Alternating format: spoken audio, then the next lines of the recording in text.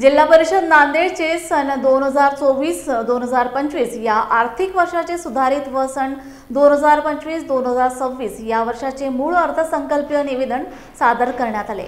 यावेळी प्रमुख उपस्थिती मिनल करणवाल, मुख्य कार्यकारी अधिकारी जिल्हा परिषद नांदेड, मुख्य लेखा व वित्त अधिकारी शिवप्रकाश चन्ना यांच्यासह अनेक जिल्हा परिषद विभागाचे प्रमुख उपस्थित होते। तर याच्यात आपण प्रत्येक विभागानिहाय काही नवीन गोष्टी करायचं प्रयत्न केलेले आहेत। लाभार्थ्यांचं सशक्तीकरण हे योजनाचं केंद्र राहील अशाही प्रयत्न यावेळेस केले गेलेले आहेत। समजा आमच्या सोलर पॅनल लावायचे सीमावर्ती शाळेवर किंवा महिलांना जे की बचत गटांच्या मेंबर असतील त्यांना मार्केटिंग पॅकेजिंगबद्दल ट्रेनिंग देणे किंवा मागासवर्गीय महिलांना वैयक्तिक व्यवसायांसाठी 50 लाख वेगळे ठेवणे अशा योजनेवर भर दिलेला आहे। कृषी विभागात आपण ड्रोन FPOजला देणार त्याच्यासाठी वेगळी तरतूद यावर्षी केली गेलेली आहे।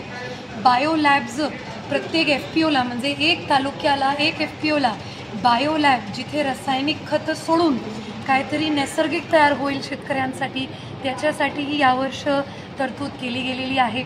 आपण जे नेहमी म्हणत राहतो की शाळांसाठी काहीतरी करावं शाळांसाठी काहीतरी करावं, तर यावर्षी आपण थोडंसं दुरुस्तीवर भर न देता सोलरची तरतूद केलेली आहे।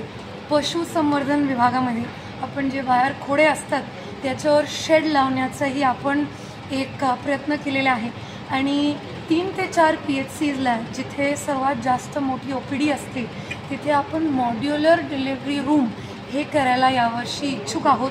तर एकत्रितपणे यावर्षी जिल्हा परिषद नांदेडच्या अर्थसंकल्पाचं हे मूळ राहिलेलं आहे की आपण लाभार्थ्यांना कसं सशक्त करू शकतो आणि हा जे अर्थसंकल्प आहे हे परिणाम आहे आमची माझी 1.5 वर्षाची जी शेतकऱ्यांसोबत विद्यार्थ्यांसोबत महिला बचत गटांसोबत जी चर्चा झालेली आहे त्याचा परिणाम हा अर्थसंकल्प आहे। धन्यवाद।